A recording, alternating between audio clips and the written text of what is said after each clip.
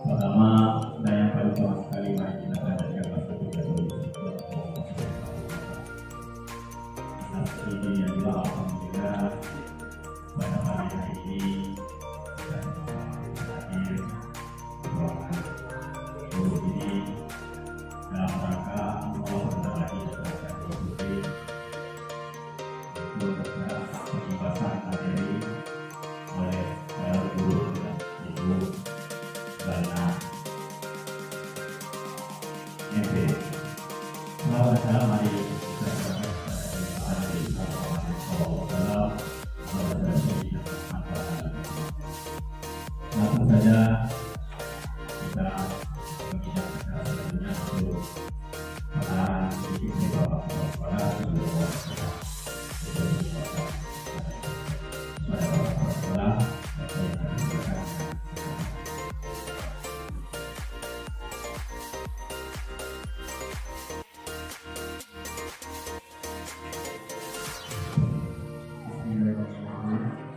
Assalamualaikum warahmatullahi wabarakatuh.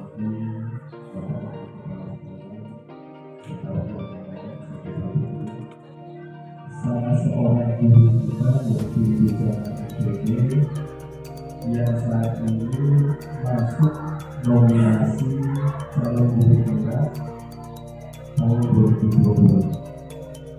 Kalau dihitung se-Kabupaten Bengkulu Selatan mungkin hitungannya puluhan dulu, tapi kalau disebutkan se-Provinsi Bengkulu itu juga ratusan.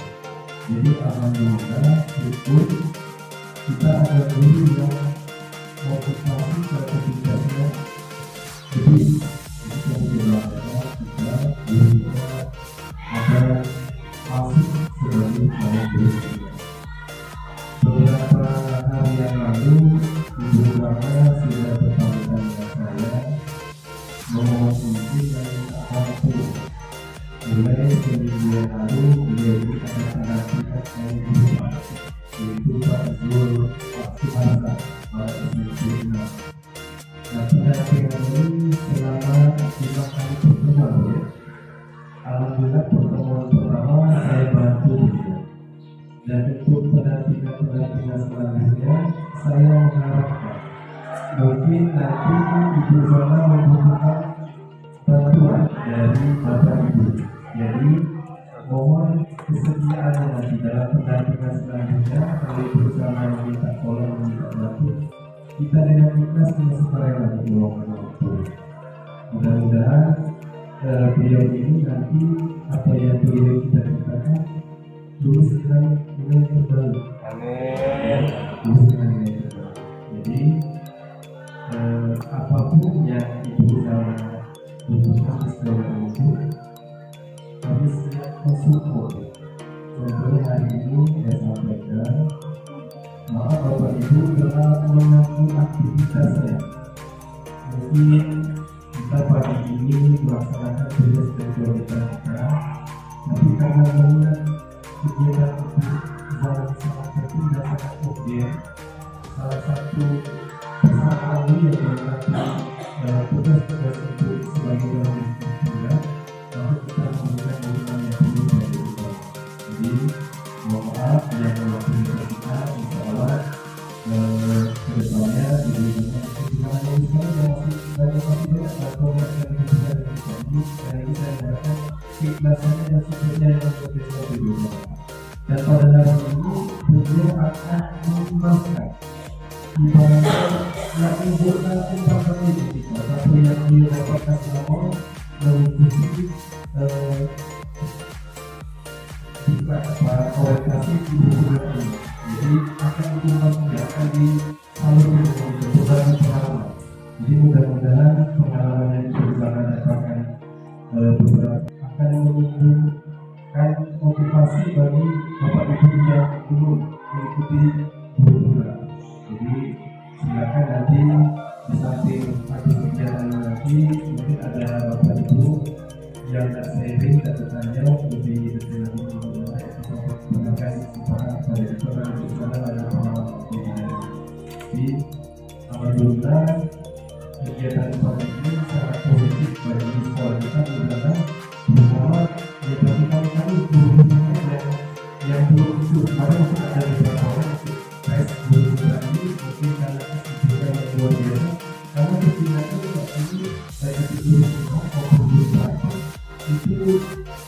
medianya sudah online semua, sudah menggunakan IT semua. Jadi itu semua untuk personal itu. Jadi prosesnya melalui media semua. Jadi terima kasih kepada atas kesempatannya untuk berbagi dan menjelaskan ilmu yang diperoleh selama mengikuti tahun 2019. Mudah-mudahan yang ibu apakan yang ibu dibahaskan hari ini akan menambah semangat dan motivasi bagi guru-guru dan guru untuk guru-guru. Jadi itu saja yang perlu kami sampaikan. Intinya di sini saya selaku kepala sekolah atau yang pemimpin sekolah ini tidak perlu takut dengan kegiatan-kegiatan di mana kami akan siap mensupport.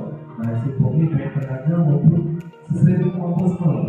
Sesuai kemampuan sekolah kita akan dukung demi perjalanan itu nanti untuk mendapatkan sertifikat yang berikutnya. Jadi itu saja yang perlu saya sampaikan. Jadi saya memberikan apresiasi dan terima kasih kepada Bapak Ibu yang sudah hadir dan mendukung kegiatan penjelasan budaya positif sekolah oleh bersama sebagai salah satu. Jadi dan saya mohon maaf. Assalamualaikum warahmatullahi wabarakatuh. Mungkin tadi sampaikan dari Bapak Kepala Sekolah untuk membuka acara untuk bahasa Inggris dan saya sampaikan dari perusahaan ini. Selanjutnya kita masuk ke acara selanjutnya itu penyampaian materi budaya positif sekolah oleh Bapak Menteri untuk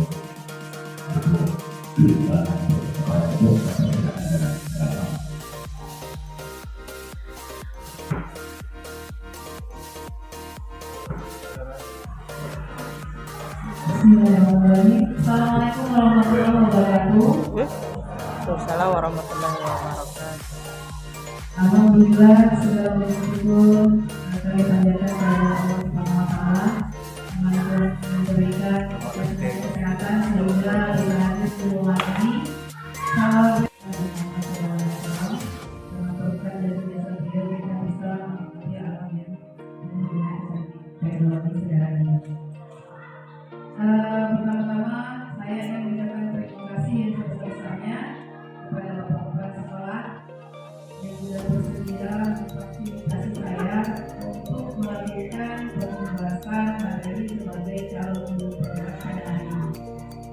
Terima kasih juga yang tak terhingga untuk Bapak Ibu guru yang sudah meluangkan hadir, yang sudah mungkin mengganggu kesibukan lainnya, kemudian sudah bersedia datang ke sini mendengarkan apa yang akan saya sampaikan tadi. Begitu juga dengan Pak TU, saya mohon untuk meminta waktunya sejenak untuk berbagi istilahnya. Kalau bahasa kerennya ini mengimbaskan materi, tapi yang lebih kita bisa adalah berbagi materi. Baik, tanpa memperpanjang kalimat, saya mohon izin untuk menyampaikan apa yang akan dijelaskan kepada kami para calon guru penggerak. Baik Bapak Ibu, di sini yang kami imbaskan adalah modul terakhir dari modul 1. Jadi modulnya ini sebenarnya nanti semuanya ada 5. Tiap modul, terutama modul 1 ini ada 4 submodulnya. Nah ini submodul yang keempat. Kenapa materi ini yang diimbaskan? Materi ini diimbaskan karena saya selaku guru penggerak tidak bisa bergerak sendiri tanpa kolaborasi dari seluruh warga sekolah, terutama pada budaya positif sekolah. Oleh karena itu, dengan berbagi ilmu ini penting bagi saya untuk nanti supaya kita bisa menciptakan kolaborasi yang bagus demi terciptanya tujuan pendidikan kita yang sekarang sedang berwarna, yaitu Merdeka Belajar. Nah Bapak Ibu yang saya hormati, apa itu sebenarnya budaya positif? Tadi saya sudah mendengar dari Pak Sofian, Pak Sofian ini budaya positif yang dulu dibuat poster gitu Pak ya? Iya, itu salah satunya. Banyak sekali budaya positif yang bisa dikembangkan di sekolah. Karena apa? Budaya positif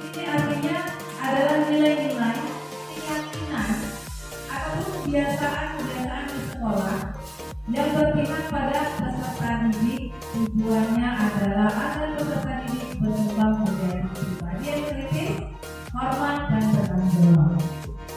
Budaya positif ini dilaksanakan untuk menumbuhkan self-disiplin atau disiplin peserta didik berdasarkan motivasi intrinsik, motivasi yang berasal dari dirinya sendiri.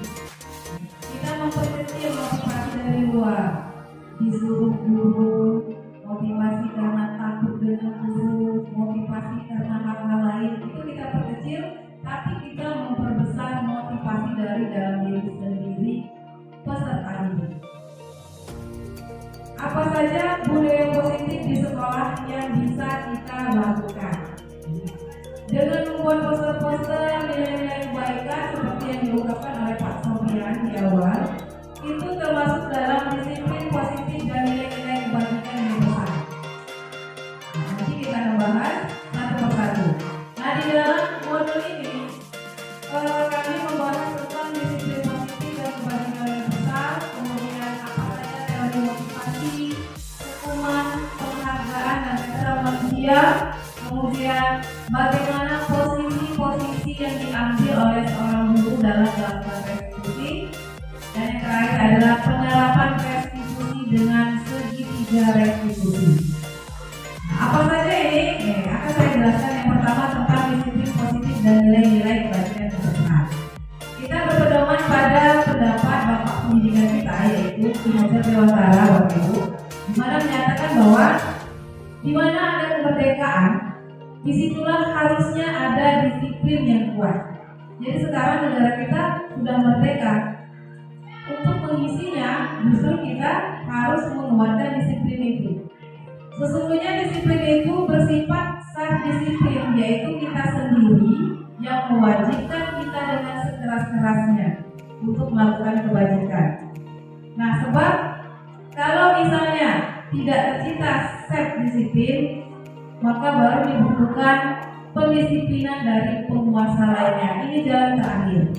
Nah, jadi diharapkannya pendisiplinan itu benar-benar dari kita, bukan dari penguasa yang lain. Atau kalau di kita sini nak nunggu atasan udah yang disiplinkan, harapannya kita sadar sendiri.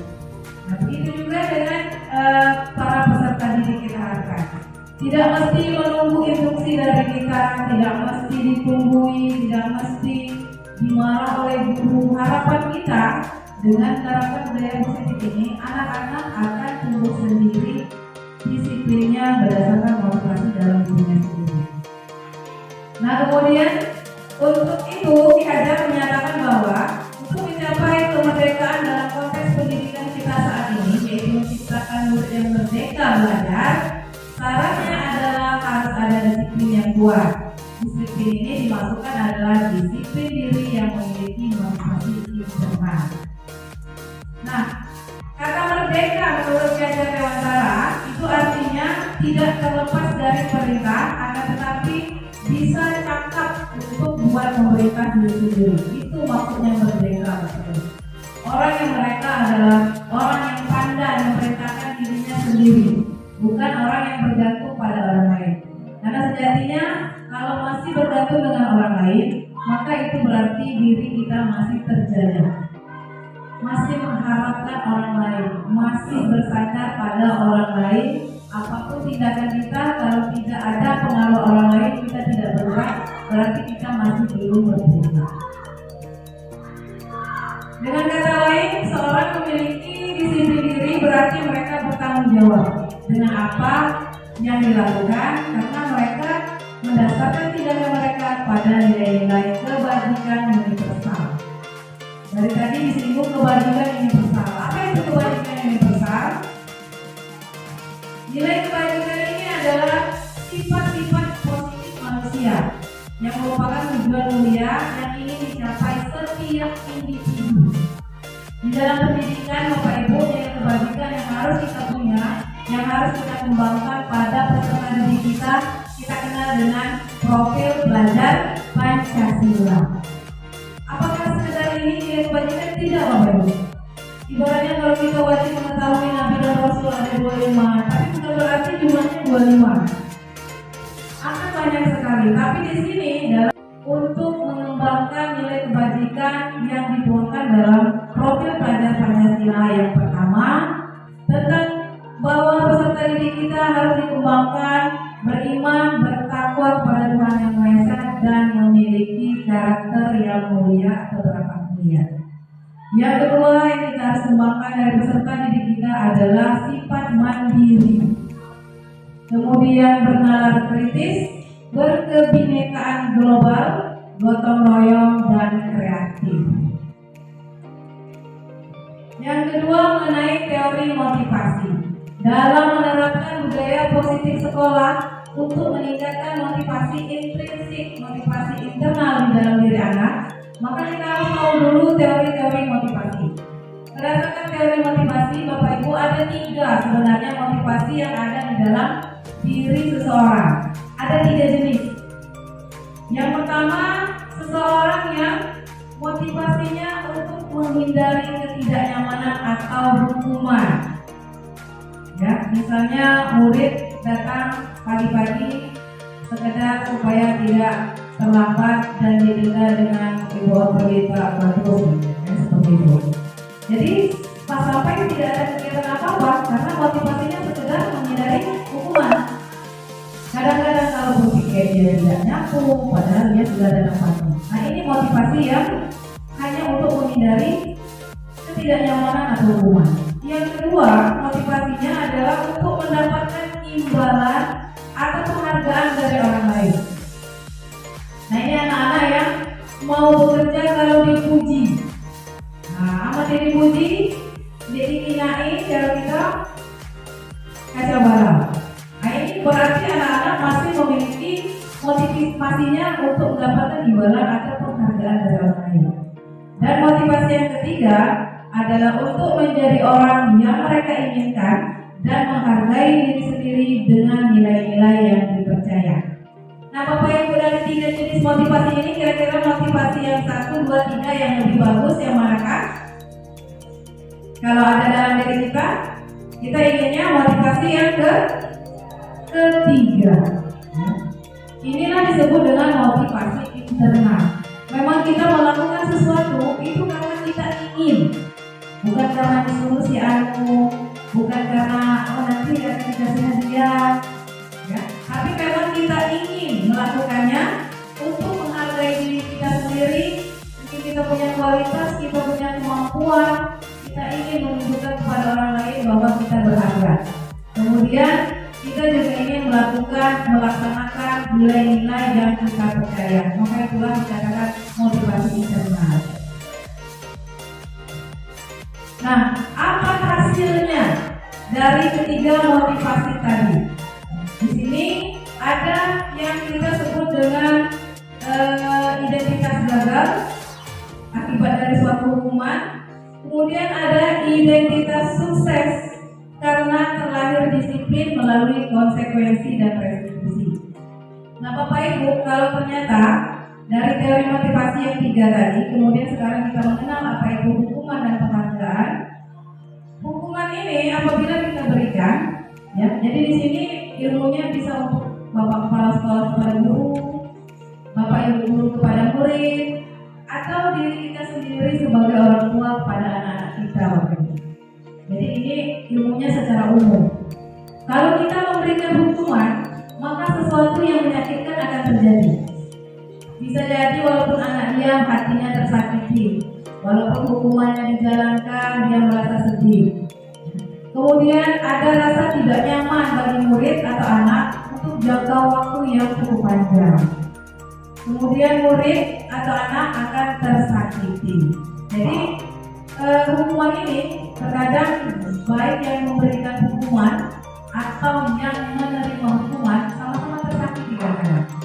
Kita sebagai orang tua misalnya tidak sengaja menghukum anak, akhirnya kita sendiri juga merasa sedih, anaknya juga sedih. Itu efek dari hukuman.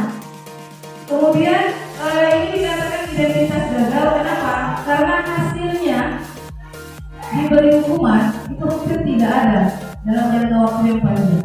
Mungkin dalam jangka waktu yang pendek karena hukuman maka seseorang akan berhenti melakukan kesalahan. Tetapi dalam jangka waktu yang panjang, kesalahan itu tetap akan berulang. Bagaimana dengan konsekuensi? Kalau konsekuensi ini Bapak Ibu memang sesuatunya harus terjadi, kemudian hasilnya nanti tidak nyaman atau anak merasa tidak senang, tapi hanya dalam jangka waktu yang pendek. Kemudian di sini peran korban itu bisa diabaikan, kemudian anak dibuat tidak nyaman juga masih. Konsekuensi ini seperti ini Bapak Ibu, kita sudah memberikan semacam peraturan yang sifatnya kesepakatan bersama, misalnya antara wali kelas dengan kelasnya. Nanti anak-anak misalnya siapa yang datang terlambat, konsekuensinya nanti harus tiket kelas seharian, itu konsekuensi, ya. Kemudian dibicarakan dengan anak dan anak sudah mengetahui, sudah memahami. Rasa sakitnya sedikit berkurang kenapa? Karena anak sudah tahu apa yang akan dilakukannya apabila melakukan kesalahan. Kalau hukuman sifatnya tiba-tiba. Kemudian bagaimana dengan restitusi? Kalau restitusi ini ada pilihan-pilihan bagi anak. Pendisiplinan dan restitusi. Jadi kita membuat anak memilih sendiri tindakan apa yang akan dilakukannya untuk memperbaiki masalah yang ditimbulkannya. Kita sebagai guru hanya sekedar mengontrolnya, menanyai, kemudian memberikan stimulus pertanyaan-pertanyaan supaya anak ini sadar bahwa itu memang kesalahannya dan untuk memperbaikinya dia kreatif sendiri bagaimana menyelesaikan masalahnya. Hasilnya anak mendapatkan penguatan dalam jangka waktu yang panjang. Kemudian peran sebagai korban dapat tergantikan karena di sini misalnya bermasalah 2 orang murid berkelahi, ya, tanpa guru yang langsung memberikan hukuman atau guru yang langsung menanyakan konsekuensi. Dengan restitusi, guru hanya menanyakan yang memulai membuat masalah. Misalnya seperti ini Bapak Ibu, kita akan tanyakan dulu kenapa dia seperti ini, apa kerugiannya bagi orang lain. Kalau orang lain merasa rugi, kira-kira ini suatu kesalahan atau bukan. Jadi biarkan anak sendiri yang menjawab, ya Bu, sampai kita menemukan dia berkata, ya Bu, saya salah. Kemudian kita cuma menanyakan, lalu kalau kamu sadar dengan kesalahanmu, apa yang harus kamu lakukan? Biarkan dia menciptakan sendiri, membereskan sendiri masalahnya, kita hanya sebagai pengontrol. Artinya apa Bapak Ibu? Artinya ketika ada konsekuensi, bahkan itu hampir mirip dengan hukuman, tapi itu diucapkan oleh anak sendiri. Jadi dia tidak merasa dendam pada siapapun. Beda kalau misalnya langsung kita sebutkan, kamu berkelahi, kamu bersihkan WC, yang itu bersihkan itu.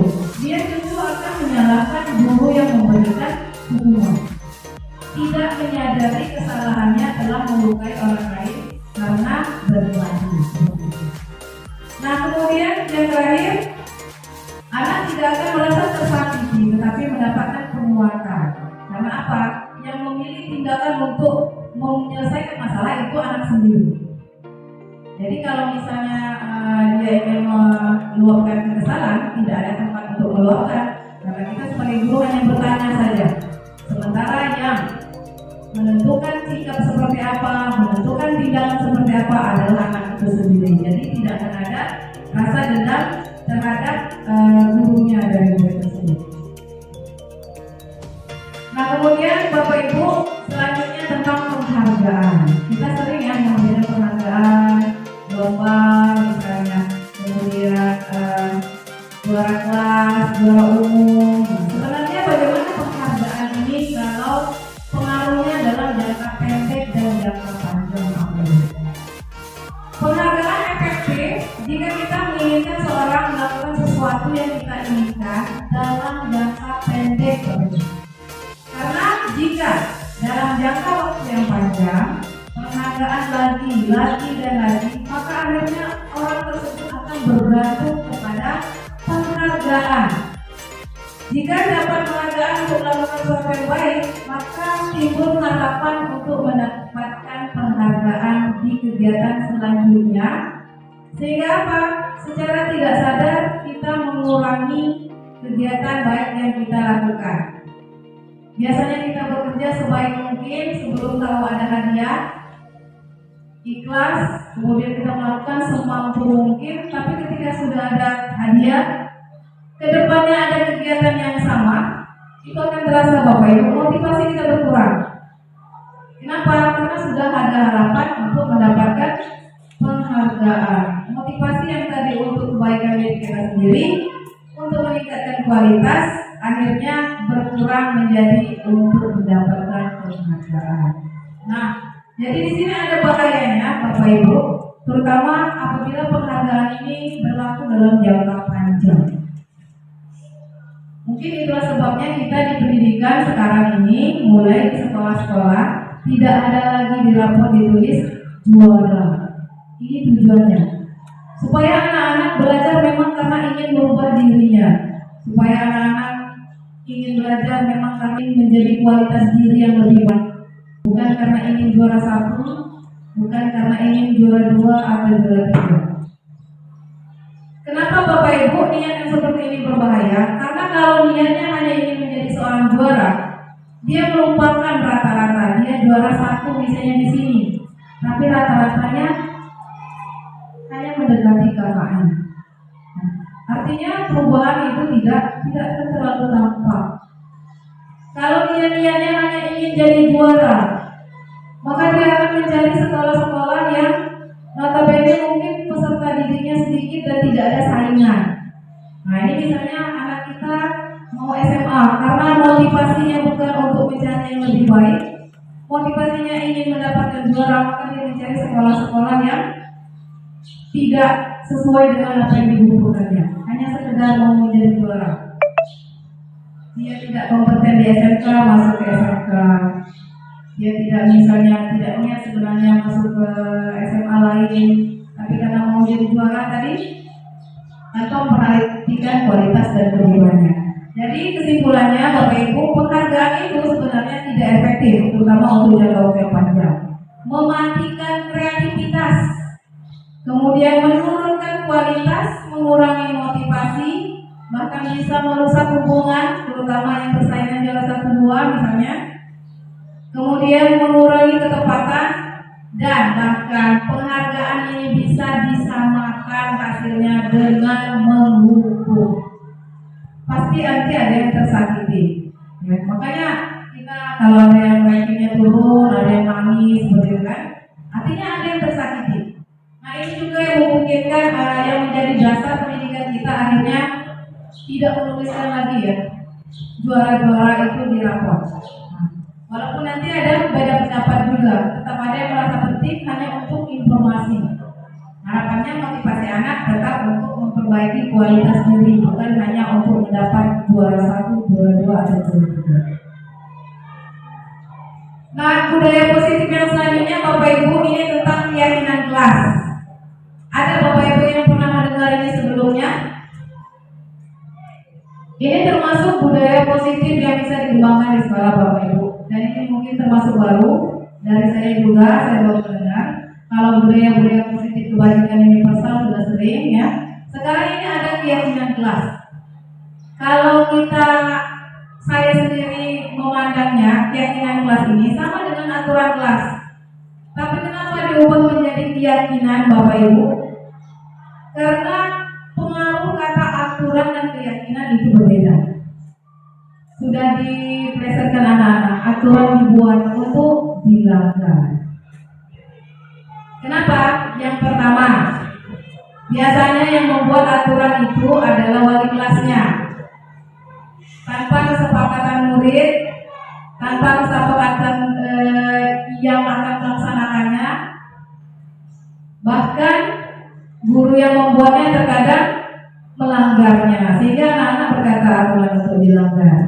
Nah, ini negatifnya dari kata aturan. Bukan berarti tidak berfungsi Bapak Ibu. Aturan harus tetap ada, terutama hal-hal yang bersifat memaksa, apalagi yang sampai melukai orang lain. Tapi di dalam kelas kita menekankan pada keyakinan kelas. Keyakinan kelas ini merupakan nilai-nilai kebajikan universal yang disepakati bersama, terlepas dari latar belakang, suku, negara maupun agama. Jadi yang membuat keyakinan kelas adalah orang-orang di kelas itu. Mereka yang menentukan kalimatnya, dalam hal ini murid Bapak Ibu. Misalnya saya jadi wali kelas 9A, ini nanti akan saya praktekkan juga karena juga menjadi tugas, ya.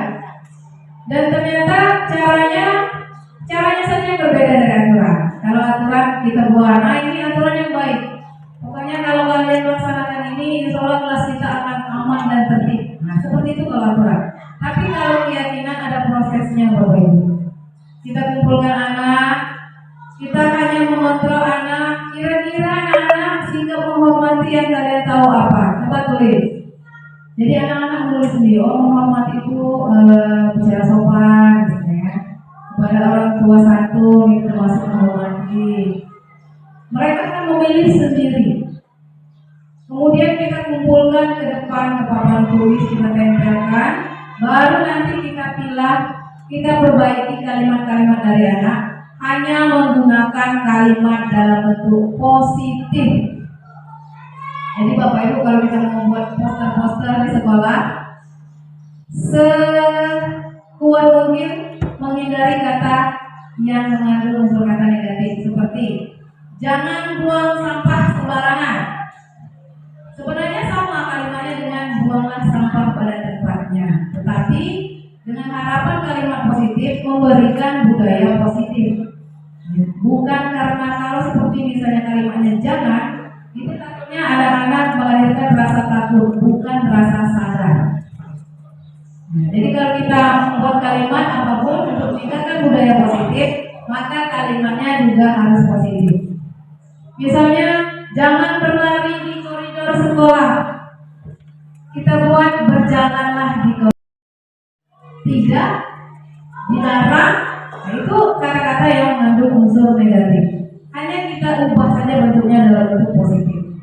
Jadi dengan keyakinan ini diharapkan itu lebih memotivasi anak untuk merubah dirinya, memperkuat karakternya dengan kesadaran sendiri, bukan karena takut, bukan karena imbalan dari orang lain. Ciri-cirinya Bapak Ibu yang pertama, keyakinan ini sifatnya abstrak daripada peraturan yang lebih rinci dan konkret. Seperti tadi misalnya keyakinannya satu, menghormati orang lain. Jadi tidak seperti aturan. Kalau mungkin seperti aturan langsung lebih konkret lagi ya. Menghormati orang lain itu ditulis kepada orang tua harus santun misalnya. Kalau bertemu dengan guru menyapa, itu kalau bentuknya seperti aturan-aturan. Kalau keyakinan cukup dengan kalimat yang singkat, tidak perlu banyak, tapi anak-anak sudah mengerti dan meyakini bahwa menghormati orang lain itu adalah nilai kebajikan yang harus ada dalam dirinya.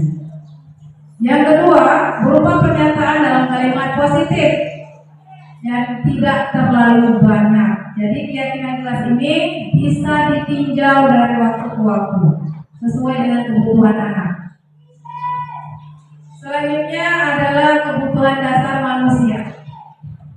Ini salah satu dasar kita untuk menerapkan budaya positif Bapak Ibu. Kita harus paham ada 5 kebutuhan kita sebagai manusia.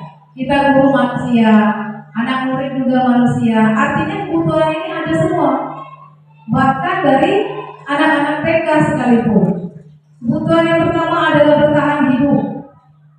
Bertahan hidup ini biasanya berhubungan dengan kesehatan, rumah, makanan. Misalnya kita bertanya ada anak yang sampai berhari-hari tidak hadir. Ditanya, kenapa kamu tidak hadir?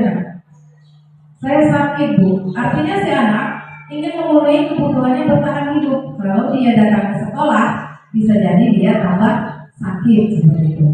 Maka untuk memahami, kalau kita sudah memahami hal ini, artinya kita melakukan restitusi nantinya tidak dengan emosional. Kita menggunakan dengan akal pikiran yang ada di dalam diri kita berbeda. Kemudian kebutuhan yang kedua adalah kebutuhan akan kebebasan. Jadi ini sudah dilakukan penelitian ya Bapak Ibu bahwa kebutuhan manusia itu ada 5 yang paling mendasar, yaitu kebutuhan kebebasan. Jadi beliau sebagai manusia itu ini tidak bebas, terkungkung, dikurung, dipaksa. Semua punya kebutuhan untuk kebebasan. Hal ini kalau kita perhatikan di anak murid, maka mereka butuh kemandirian, mereka butuh otonomi, memilih, mengendalikan arah hidup seseorang. Misalnya dalam memberikan tugas Bapak Ibu, nah, seperti saya kemarin misalnya, kita memberikan tugas, Kak, kamu buat ayam bakar, misalnya, seperti itu. Kalau kita menentukan seperti itu, maka otonomi mereka akan berkurang, kemandirian mereka akan berkurang bergantung dengan guru tersebut. Ada baiknya tugas yang kita berikan cukup 1 poin saja. Nah, kalian buat olahan hasil peternakan. Silakan berkreasi sendiri. Hasil peternakan apa saja? Ayam, bisa dagingnya, telurnya, kambing, dagingnya, sapi, dagingnya. Mau diapakan, Bu? Silakan kreasi sendiri. Mau dibuat rendang, mau dibuat ayam bakar, ayam gulai. Dengan begini anak-anak akan mengembangkan yang tadi kebajikan universal tadi Bapak Ibu, yaitu kreativitas. Jadi kita tidak mengumum mereka harus saya makan, kamu nanti harus itu. Nah, seperti itu. Dalam sehari-hari mungkin secara tidak sadar kita sering melupakan kemandirian anak untuk otonomi atau memilih langkahnya sendiri. Kebutuhan yang ketiga adalah kasih sayang dan rasa diterima. Jadi anak-anak membutuhkan rasa menjadi bagian dari suatu kelompok Bapak Ibu. Adakah kebutuhan anak di kelas yang tidak terpenuhi? Rasa kasih sayang dan rasa diterima di sekolah? Kalau di rumah mungkin bukan kekuasaan kita, tapi kita tahu saja ada anak yang berasal dari keluarga broken home. Biasanya mereka mengalami kekurangan kebutuhan yang ini. Nah, jangan sampai di sekolah ternyata juga mengalami Bapak Ibu. Mengalaminya pertama bisa kita lihat dari kalau kita menentukan kelompok, ya kembali kita memberikan otonomi kepada murid memilih kelompoknya mereka sendiri. Ketika ada jumlah yang ganjil, ada anak yang tidak ada kelompok pun mau menerimanya. Pernah tidak Bapak Ibu menemukan itu? Nah, anak yang seperti ini artinya Bapak Ibu, berarti dia kurang diterima di kelompoknya. Maka kebutuhannya untuk memenuhi rasa kasih sayang dan diterima di kelasnya tidak terpenuhi. Di sini tugas kita Bapak Ibu sebagai guru, terutama mungkin nanti wali kelasnya, untuk melakukan restitusi pemecahan masalah. Kenapa anak ini seperti ini? Apa salah di anaknya atau ada gangguan lain atau mungkin di teman-temannya? Di sini menjadi PR besar buat kita untuk menyelesaikannya. Kemudian ada kebutuhan untuk penguasaan.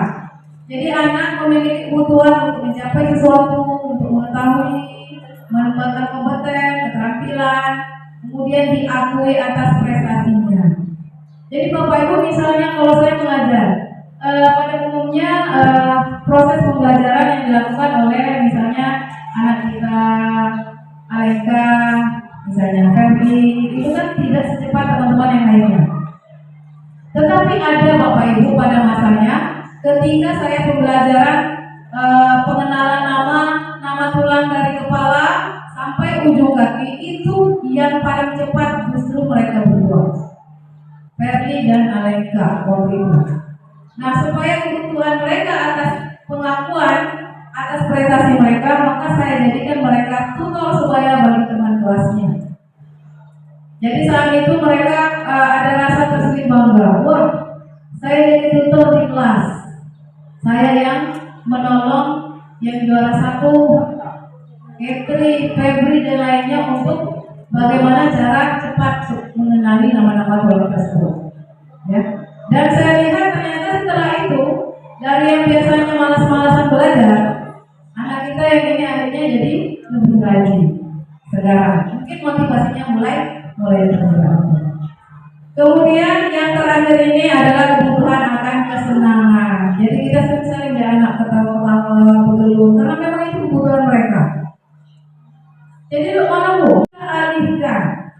Alihkan dengan apa? Dengan sesuatu yang akan membuat mereka tertawa. Misalnya kita buat game, kita buat permainan, di mana permainan tersebut ada selipan ilmu yang ingin kita sampaikan.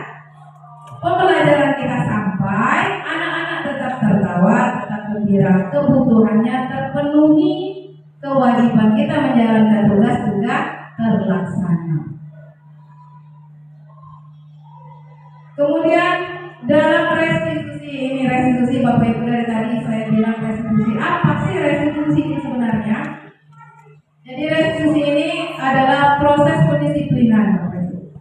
Bagaimana kita mendisiplinkan anak yang kita anggap menyalahi keyakinan sekolah kita. Nah dari sini saya sering mulai merubah kata aturan itu, saya rubah keyakinan untuk membiasakan diri Bapak Ibu.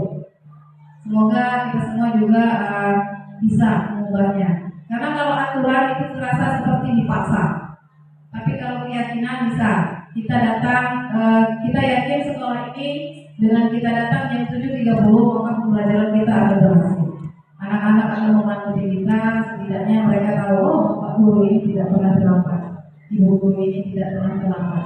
Maka dengan adanya keyakinan ini kita akan memotivasi diri kita untuk selalu datang tepat waktu. Beda dengan aturan sekolah yang setengah 8 harus sampai sekolah. Nanti yang setengah 8 lewat itu akan dicatat dengan kepala sekolah. Itu motivasinya dari luar. Akan mengurangi kreativitas kita sendiri Bapak Ibu. Akan mengurangi kualitas diri kita sendiri. Kemudian dalam restitusi ini ada 5 posisi kontrol yang biasanya diambil oleh guru. Nah, manakah posisi yang terbaik Bapak Ibu? Nanti kita jawab di akhir. Posisi pertama untuk mendisiplinkan anak biasanya sebagai posisi penghukum. Bagaimana guru yang mengambil posisi penghukum? Biasanya ada suaranya tinggi, bahasa tubuhnya melotot, jari menunjuk, menghardik, dan lain-lain. Seperti ini saya rasa awal-awal saya jadi PNS seperti ini. Ya ketika ada permasalahan gurunya dipanggil, dimarah dan lain-lain. Kemudian yang kedua, pembuat rasa bersalah. Ada guru yang mengambil posisi ini. Apa ciri-cirinya? Biasanya dia akan menggunakan keheningan yang membuat orang lain merasa tidak nyaman, merasa bersalah atau rendah diri. Biasanya gurunya akan ngomong ini, ibu kecewa sekali sama kamu nak. Ibu udah berusaha begini, kamu masih saja seperti itu. Tidak kasihan kalau orang tua kamu di rumah. Biasanya orang yang guru yang seperti ini, maka dia mengambil posisi pembuat rasa bersalah. Kemudian posisi yang ketiga, pemantau. Guru yang mengambil posisi sebagai pemantau ini biasanya dia nada suaranya datar, bahasa tubuhnya formal, dia hanya mendisiplinkan murid berdasarkan aturan yang berlaku. Misalnya ada anak yang terlambat. Kenapa terlambat? Minta ibu bangun kesiangan. Ya. Kamu tahu kan hukumannya apa karena terlambat? Tahu bu, mata aku sedus. Kata ibu, pemerintah mata aku sedus. Nah sudah, silakan laksanakan. Nah ini guru yang pemantau. Dia hanya sekedar mengawasi apakah permasalahannya selesai, anaknya sudah mau menjalankan konsekuensinya, sudah. Tanpa ada niat untuk membuat anak sadar diri bahwa itu kesalahannya, tanpa ada niat untuk supaya besok tidak diulang lagi dan lain-lain. Kemudian ada guru yang mengambil posisi sebagai teman. Seperti apa Bapak Ibu? Biasanya guru ini terkenal ramah, akrab dengan anak. Dia dekat, bahasa tubuhnya dia suka merapat dengan anak. Kemudian dia memandang anak, bisa tersenyum, bahkan bisa bercanda dengan anak. Maka posisi guru ini sebagai teman. Seperti apa? Misalnya ketika ada anak datang terlambat, misalnya anak kita terlambat, si A terlambat lagi nak, kamu terlambat saja. Itu kan posisi kita seperti bercanda, kan? Anak-anak tidak marah, tetapi kedepannya tidak ada pendalaman kepada anak bahwa dia itu salah dan jangan diulang. Itu. Yang terakhir adalah posisi manajer. Bagaimana posisi manajer? Guru yang mengambil posisi manajer dalam mendisiplinkan anak biasanya ada suaranya tulus, bahasa tubuhnya tidak kaku, kemudian dia juga berusaha mendekati murid. Nah, menurut Bapak Ibu, sebelum saya lanjutkan, kira-kira posisi manakah yang terbaik dari kelima posisi kontrol mengontrol kedisiplinan ini? Oh iya, jangan dulu yang terbaik. Mungkin dari kita sendiri Bapak Ibu. Nah, teman biasanya begitu ya, mengambil posisi teman. Karena yang mungkin suka bercanda. Kamu ke sana kan nih, ada yang posisi penghukum, ada yang posisi pemantau, ada juga pembuat merasa bersalah. Biasanya pembuat merasa bersalah ibu ya. Kemudian nanti kesian ibunya. Saya juga pernah sering ya, bahkan sering. Wina ibu jauh-jauh datang jam mana bagi pulang. Nah, ini pembuat merasa bersalah. Apakah yang mana yang lebih bagus? Nanti kita bahas. Kita bisa bahas bagusnya itu berdasarkan hasil atau efek dari anak-anaknya. Ini hasilnya. Manakah hasil yang terbaik? Pertama dari penghukum. Ya. Hasilnya itu biasanya murid akan marah, mendendam, bahkan bisa bersifat agresif. Ya. Paling rendah dia akan menyalurkan keagresifannya dengan mencoreti buku. Ini anak ibu, kalau misalnya kita Bapak Ibu melihat anak setelah dimarahi di kelas guru mengajar ada anak yang coret-coret bukunya, itu artinya dia sedang menyalurkan tingkat agresifnya. Itu agresif tingkat rendah Bapak Ibu. Kalau agresifnya tingkat tinggi, makanya terjadi pengancaman terhadap guru. Bahkan ada yang berani mengeluarkan senjata tajam. Ada yang berani mengancam, balik kalau dalam nama betul. Seperti itu. Ya. Masih penting agresifnya, tapi ini merupakan sudah ada tanda-tanda Bapak Ibu. Kalau kita terlihat mendisiplinkan anak, kemudian anak terlihat mencoret-coret, itu artinya dia punya sifat agresif. Kemudian pembuat rasa bersalah. Hasilnya murid akan merasa menjadi orang yang gagal. Ya, yang kalimat terima, yang dia merasa gagal. Aku ketik berubahnya seperti inilah. Aku kalau nasib kamu nih. Jadi seperti itu yang akan dihasilkan oleh anak.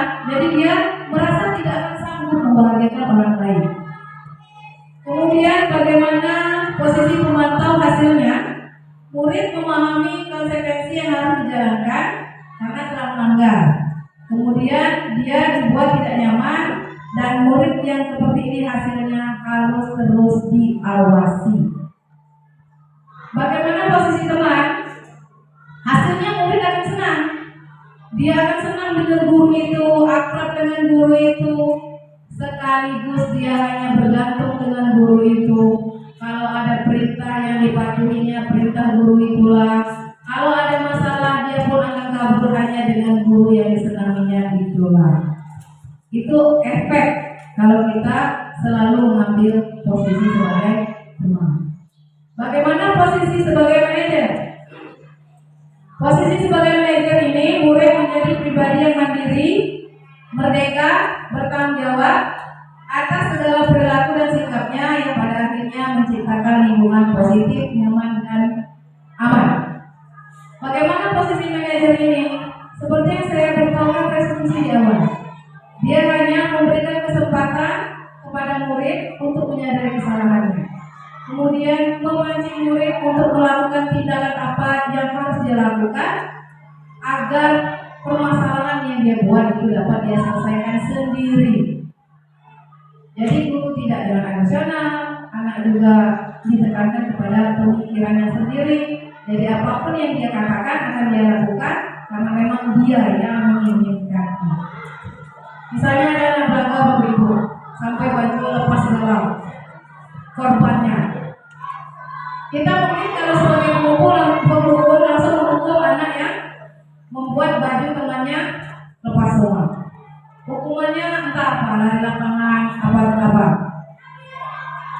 Tanpa ada penyelesaian masalah, kita hukum anaknya juga baju si anak korban tetap kancingnya lepas semua. Kalau misalnya sebagai teman, kita hanya menolong saja misalnya. Ya, masa sampai lepas gitu. Anak kepada kebani.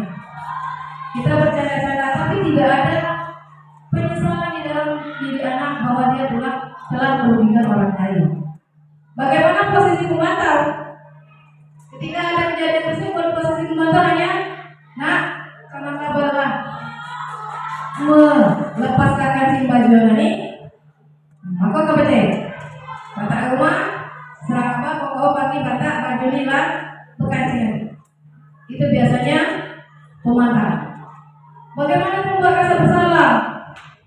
Biasanya dia mengicil.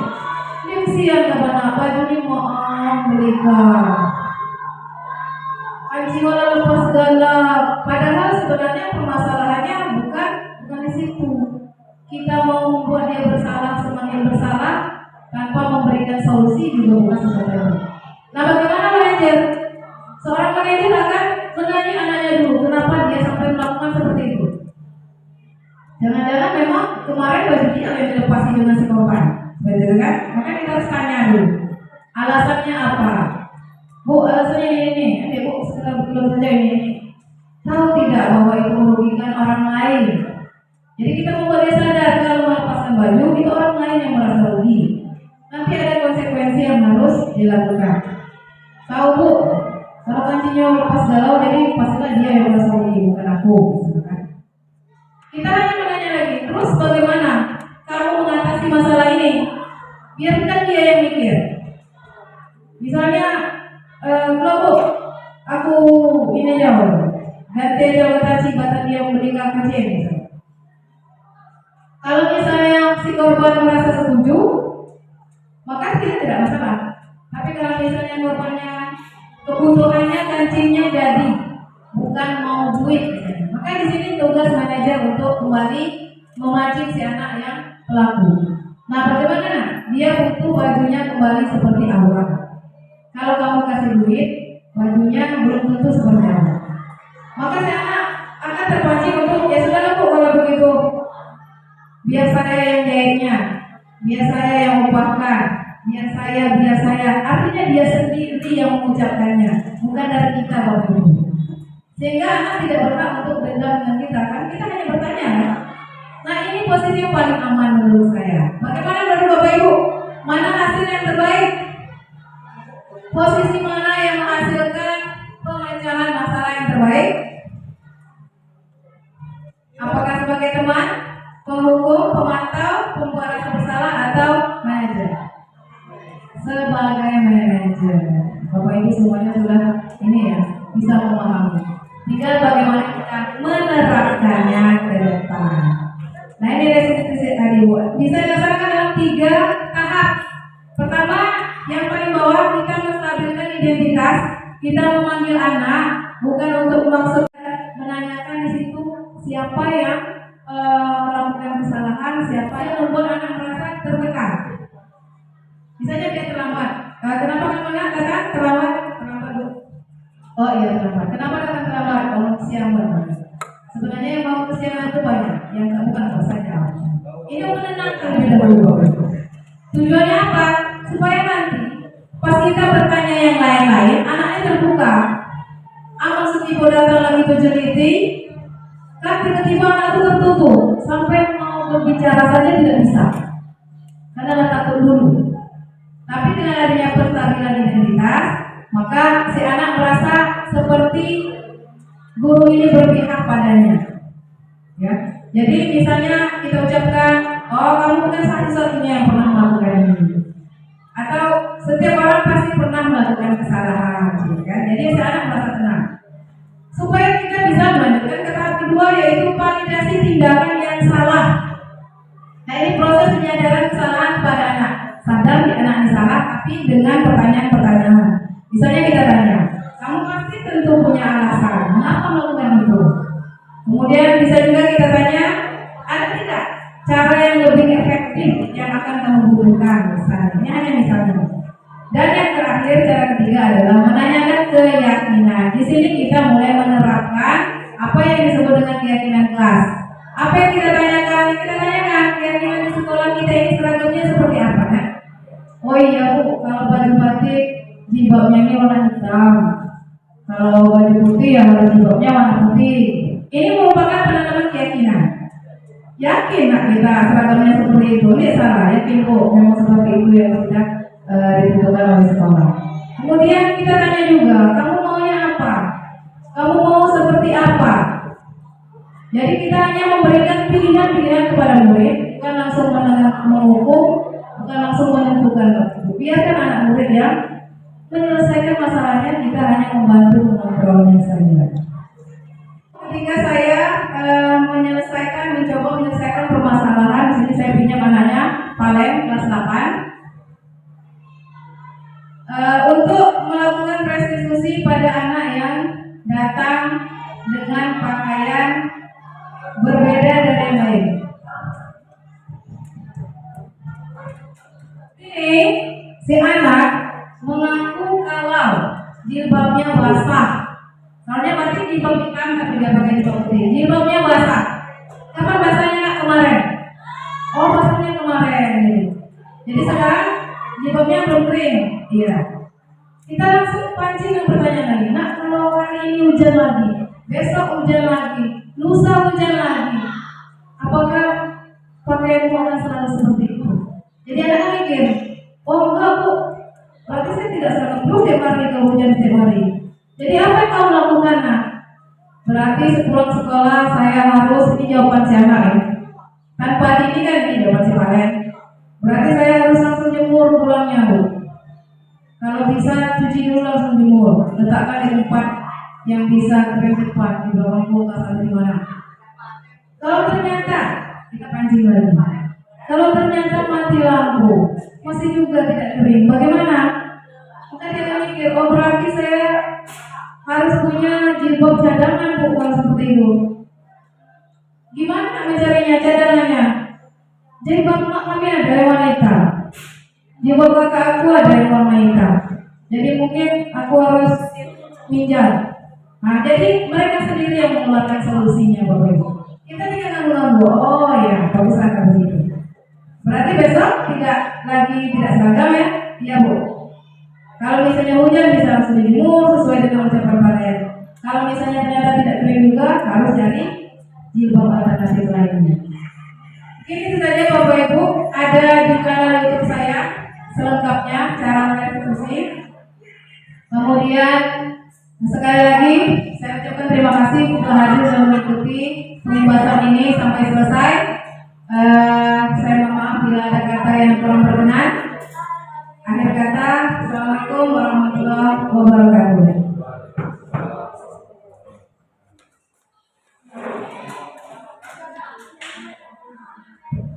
Langsung aja. Mungkin kalau ada pertanyaan, silakan.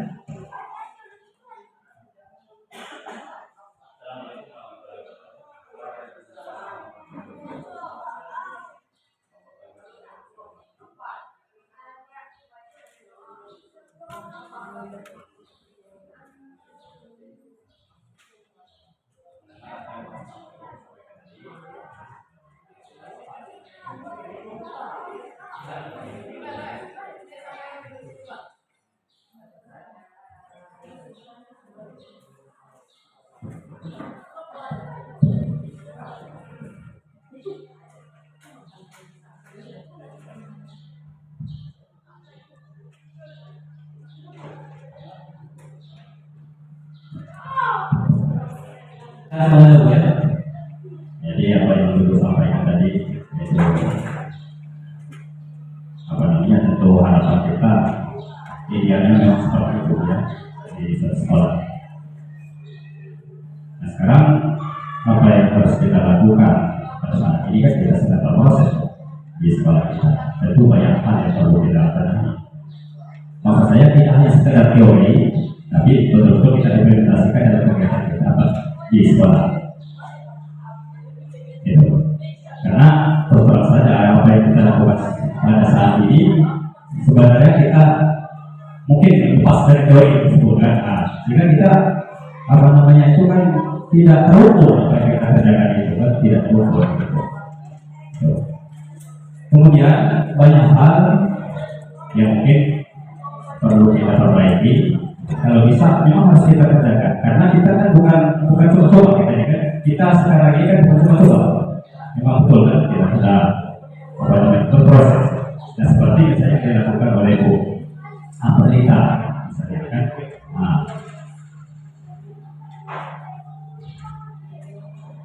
jadi kita menganggap selama ini itu tindakan yang tepat dan benar ya. Tapi setelah kita sedikit mendengarkan apa yang itu paparkan tadi, ternyata apa yang kita lakukan itu sebenarnya tidak berbuat salah. Tapi kan kalau ada yang lebih bagus lagi, kenapa tidak? Itu maksud saya kan.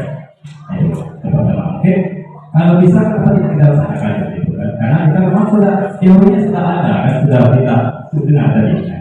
Jadi harapan saya itu kalau bisa kita implementasikan semampu kita di sekolah ini. Ada kan kita istilahnya setelah sampaikan itu tadi, tahu kita ya cuek aja kan, tidak melaksanakan apa yang itu sampaikan tadi. Nah, kita kan sedang berproses kita ya kan, kita bukan sedang apa namanya, bukan coba-coba lagi, kita betul-betul sedang menghadapi anak ya kan, apa ya kan.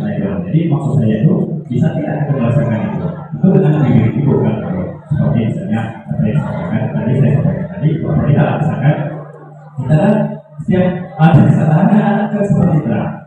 Apakah misalnya kita ganti dengan teori-teori yang sudah disampaikan tadi? Saya yang belum disampaikan, kemudian maaf, saya mengulang lagi.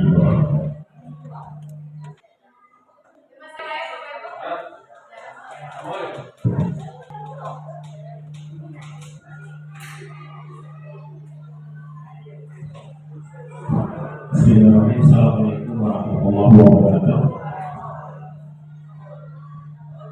Pada kesempatan ini kami akan namun dalam hal itu kami telah banyak mendengarkan Bapak Ibu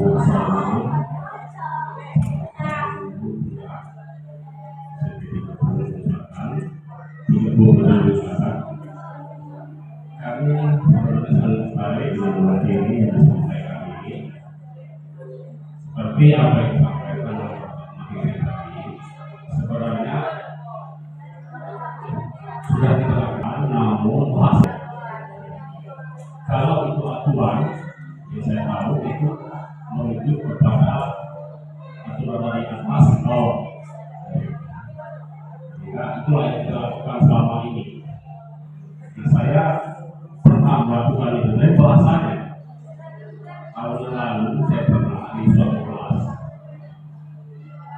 Saya membuat aturan di kelas itu dan ada kesepakatan dengan siswa.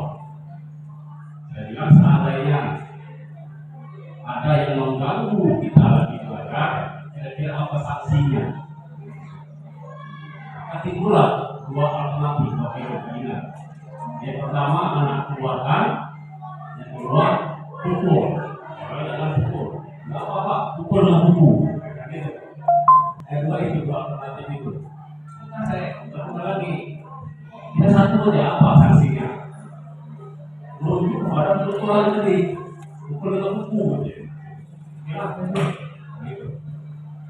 Nah, namun setelah saya banyak mendengarkan apa yang disampaikan selama ada di itu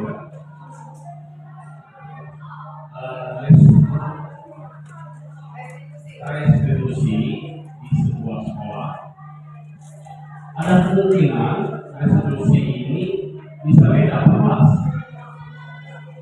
karena tadi kan merujuk pada kesepakatan kita, kesepakatan siswa yang di koordinir oleh guru, kesepakatan siswa yang dikoordinir oleh guru dalam rangka proses belajar mengajar, sehingga proses belajar mengajarnya dapat tercapai baik yang lebih baik. Sehingga adalah suatu ya kan, putusan itu sebenarnya salah satu putusan dalam apakah bentuk kesepakatan di kelas itu. Nah, tentunya dalam hal ini maka kami mengharapkan seperti apa yang disampaikan tadi, mari ke depan kita mulai melakukan ini, dan tadi kita bilang tadi apakah ini kita harus samakan kelas apa ini kan beda nanti ya, kita ngomong para siswanya yang kelas 7 misalnya 7A kemudian begini 7B begini kelas 9 ada begini. Namun dalam hal ini perlu tapi kita kesepahaman kita bagaimana kita mencari solusi yang terbaik untuk anak ini dengan terkait itulah masalah itu. Baik,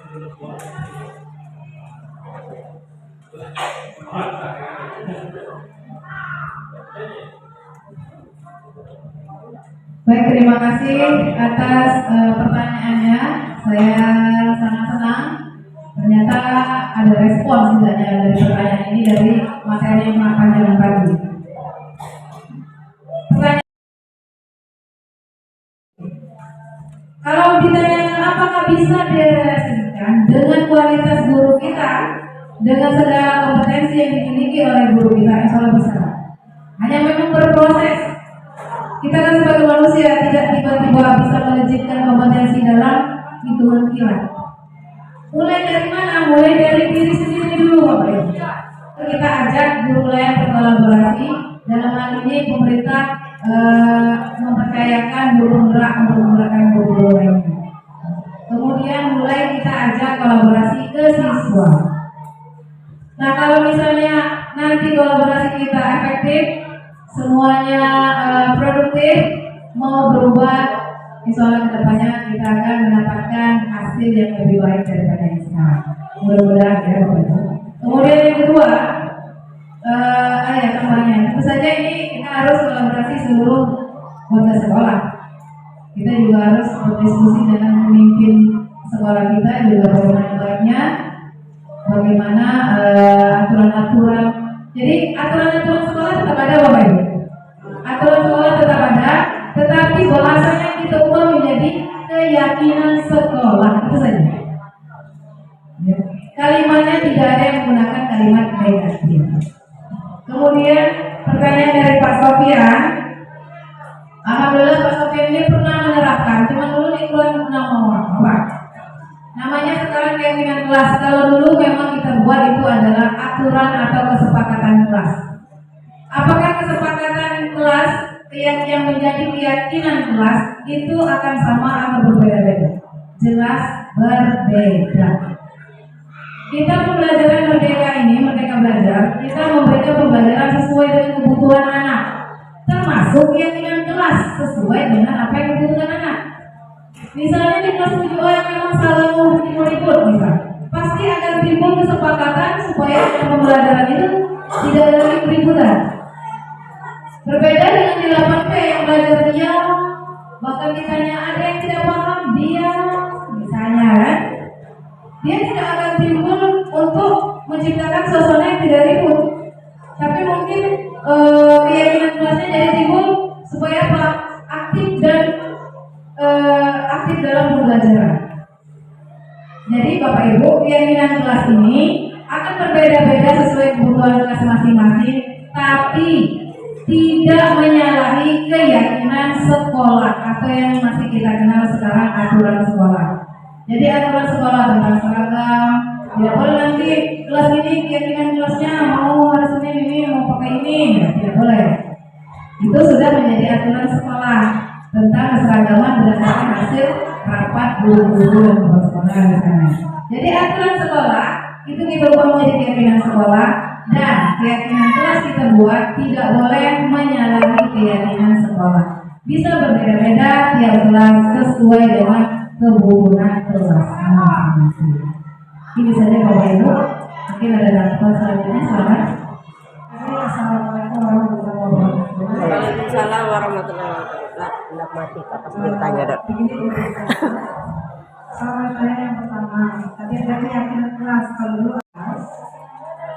ada nggak keyakinan apa? Nah, yang pertama ya, bukan keyakinan kelas, ada keyakinan mata pelajaran. Jadi sesuai dengan guru masing-masing ada keyakinan mata pelajarannya. Yang kedua, kemarin saya mau nanya ya, yang posisi ya. Kemarin saya masuk sekolah, kemudian mereka masih sibuk prakarya. Di situ saya masuk kelas, mereka lagi sibuk. Terus saya tanya, ada beberapa kelompok yang makanannya itu hilang. Nah, nggak akan lagi tadi dibawa ke sekolah, timunnya masih ada, tomatnya masih ada, wortelnya masih lengkap. Nah, ketika saya masuk itu hilang timun, hilang tomat, hilang wortel. Maka saya bingung ya, apakah saya memberi solusi atau tidak? Saya nggak tahu, jadi mau minta lebih ya. Jadi saya pancing itu anak-anak itu, siapa yang makan timun, tomat dan wortel kelompok Sophie dan Deca, mereka akan memaafkan. Deca dan Sophie akan memaafkan, karena 15 menit sebelum itu nggak ada yang mau ngaku. Sementara Deca dan Sophie sudah berlinang air mata. Ya? Jadi saya tanya lagi, apakah Sophie dan Deca akan memaafkan? Bu, kami maafkan. Saya ngaku. Dengan saya tanya itu ngaku lah Dino dan Sandi. Nah, sebagai pertanggungjawaban mereka, saya kasih juga solusinya itu kepada Sophie dan Deca. Apa yang harus mereka lakukan? Lalu mereka minta ganti. Nah, minta diganti lagi di ini tadi. Nah, kemudian mereka keluar sekolah mencari yang hilang, mengganti, bermaksud mengganti. Di situ ada masalah juga bagi saya, karena saya nggak tahu itu hujan deras. Kamu nak melak cepat, Bu. Aku gila. Aku di luar masih studio tuh hujan deras, tanpa baju kerja mereka balik lagi dengan keinginan. Depan wadah, timur lebih depan wadah, wortel lebih dia tapi. Belum mana Sophie dengan Deca, jadilah Bu. Nah, sekarang saya suruh mereka minta maaf, gitu ya. Nah, apakah itu ada solusi? Saya nggak tahu Bu, ya. Yang terakhir, pembagian kelompok tadi masih juga 9 Ibu pengalaman Ibu membagi kelompok kemarin. Akan saya jadikan pengalaman buat saya juga, karena ada beberapa kelompok yang tidak mau menerima 2 orang anggotanya. Nah di sini akhirnya saya memutuskan apa solusi juga nggak tahu bagaimana ya. Saya bagi kelompoknya, saya pilihkan, karena itu ada 25 orang, jadi pas dia laki-laki perempuan 5 orang semua.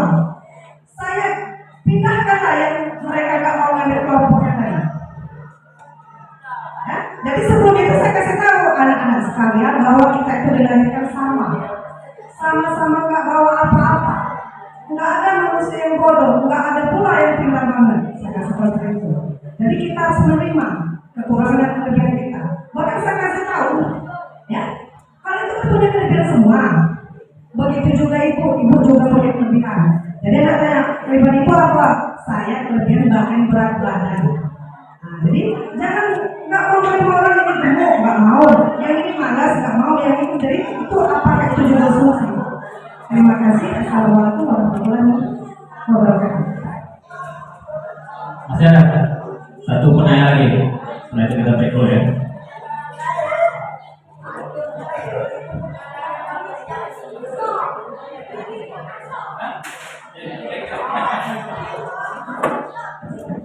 Baik, terima kasih pertanyaannya Ibu Fitri. Saya akan coba menjawab berdasarkan dari teritori maupun pengalaman saya sendiri.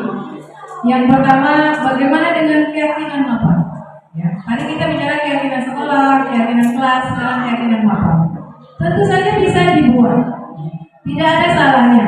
Yang jelas urutannya sama, tidak menyalahi keyakinan sekolah, tidak menyalahi keyakinan yang ada di kelas saat itu, maka keyakinan mata pelajaran dapat dibuat. Artinya keyakinan di sini benar-benar yang berhubungan dengan mata pelajaran guru itu sendiri. Bisa jadi misalnya anak-anak supaya pelajaran bahasa Inggris hari ini berjalan dengan lancar, untuk selanjutnya juga seperti itu, maka bagaimana kalau kita buat keyakinan mata pelajaran? Ada yang bisa memberikan saran atau kita yang memberikan pilihan? Bagaimana caranya supaya bahasa Inggris ini bisa kita pelajari dengan aman, nyaman, dan tertib? Misalnya kalian dari segi peralatan, apa yang harus dibawa? Dari segi sumber, dari mana kita dapatkan? Jadi anak-anak akan sepertinya satu keyakinan untuk mata pelajaran bahasa Inggris, kita wajib membawa kamus bahasa Inggris misalnya. Cukup 1 atau 2 aja sudah cukup untuk hafal, ya. Misalnya bahasa Inggris seperti itu. Jadi pertanyaan pertama Ibu Fitri, bisa dan sangat bagus apabila diterapkan. Jadi anak-anak sendiri yang berbicara, mereka sendiri yang berjanji akan membawa. Kalau kita yang menyuruh itu terkesan seperti dipaksa. Padahal kan tujuan kita supaya anak sendiri bisa belajar. Untuk apa kita maksa-maksa bawa kamu sebenarnya kan? Tapi untuk menanamkan kesadaran diri anak, maka kita buat keyakinan saja. Biar mereka sendiri yang membuat, mereka sendiri yang berjanji, mereka sendiri yang melaksanakan. Kemudian kejadian kemarin ya saya sendiri karena itu jam terakhir tidak bisa dimajukan karena saya juga mengajar di kelas lain dari jam pertama. Kemudian ada kejadian satu kelompok yang kehilangan, kemudian Ibu Fitri karena di situ kejadiannya pas di mata pelajarannya, maka melakukan pendisiplinan pemecahan masalah dengan cara yang telah diceritakan tadi. Ya, pertama dengan cara menstabilkan identitas ini memberikan penenangan. Di sini Ibu Fitri sudah mengatakan bahwa nanti karena belum ada yang ngaku saat itu bahwa Sophie dan Deca itu akan memaafkan, jadi tidak akan ada marah-marahan. Supaya apa? Akhirnya nanti anak terbuka untuk mengaku. Ini salah satu cara menstabilkan identitas. Kemudian yang kedua, cara yang kedua itu validasi tindakan yang salah. Mungkin di sini dijelaskan seharusnya dijelaskan dulu anak itu tahu tidak perbuatannya itu salah. Mungkin dia merasa tidak salah, kenapa? Aku kan sokongan bu, masa dibully ya? Bisa kan? Kalau anak sudah berbicara seperti itu, berarti anak ini belum sadar berarti salah. Maka kita jangan langsung mengucapkan salah, kamu benar. Tapi cukup dipancing dengan pertanyaan. Kalau misalnya, pakai misalnya boleh. Yang sokongan kan bukan hanya kamu, Sophie sokongan, Deca sokongan. Kalau belum penilaian kamu anak nanti nanti rugi siapa? Penilaiannya ibu sana mau nilai, di situ dipiringnya diberi siapa? Yang tidak dapat nilai siapa? Jadi kita hanya bertanya, sifatnya bertanya, biar mereka menjawab. Ya kami pula, tidak dapat kami nilai loh. Nah, jadi kan di sini kita berusaha semaksimal mungkin menyadarkan anak, biarkan dia sendiri yang mengucapkannya, biarkan dia sendiri yang menentukan dia salah atau tidak. Kemudian yang ketiga, yang terakhir misalnya solusinya mereka ngambil timun. Kalau misalnya itu terucap oleh diri mereka sendiri, maka ini sudah bisa dikatakan restitusi ibu. Artinya bukan kita yang menyuruh mereka mencari. Terus gimana nak? Hiasan kamu tuh sudah banyak yang hilang, nanti nilainya berkurang. Apa yang akan kamu lakukan? Sampai dia terucap, ya bu, tidak lagi, berarti lepang nih, bisa. Nah, kemana? Ada tidak tempat kamu mencarinya? Dia sendiri menjawab mencari. Ada bu, aku udah ke situ. Mungkin kita bisa melakukan, tapi hari ini sekarang hujan, lu mana? Dengan bobo. Nah, sehingga apa? Ketika mereka masuk angin pun mereka sendiri yang sudah bilang dia ngapal. Ya, jadi kita terlepas dari pelampiasan kesalahan anak. Kalau misalnya kita yang nyuruhnya langsung, dalam artian itu suami yang aku, gara ibu ini lagi ngajung. Nah, jadi cara yang terbaik aman yang kita lakukan Bapak Ibu adalah restitusi. Anak sendiri yang bilang. Atau misalnya anak membantah, ya bu, kalau bu, hujan menyebut ini, maka kita harus pancing lagi dengan keyakinan-keyakinan yang lain. Kalau misalnya tidak juga berhasil, ada loh. Terutama untuk anak-anak, kami kan guru penggerak ini ada yang guru SMK.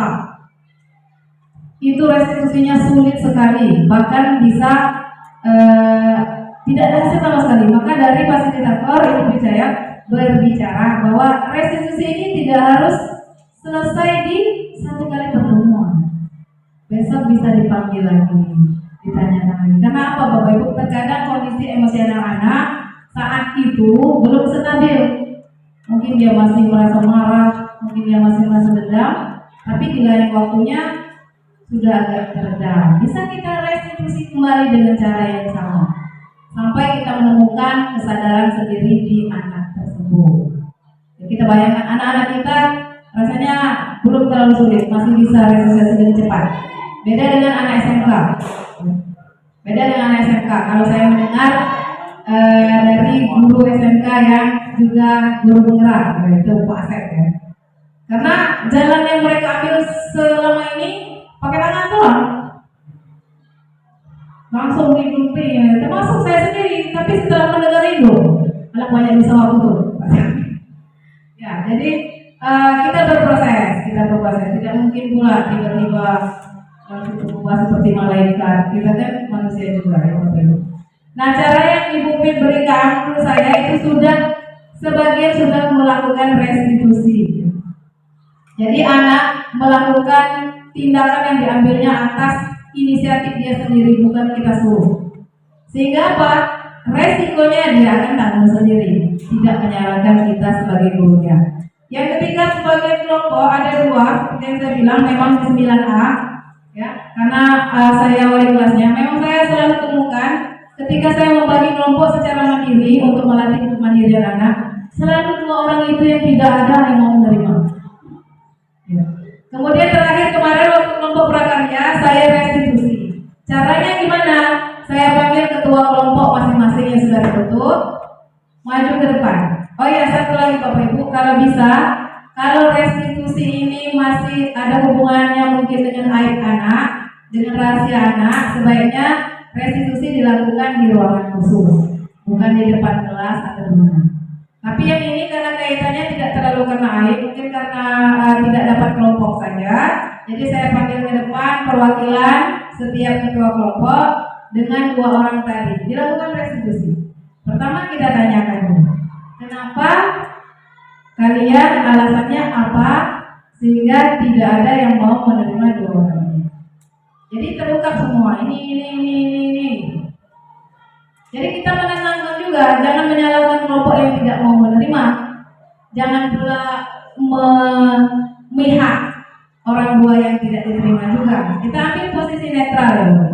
Jadi saya tanyakan kelompok dan kelompok Mayang dan kelompok ini, saya tanyakan, Bu, cuma dulu itu Bu, dia berkelompok bekerja untuk datang, sokong adik enggak. Kelompok kamu lawan mana? Sama. Sekarang kalian maunya seperti apa?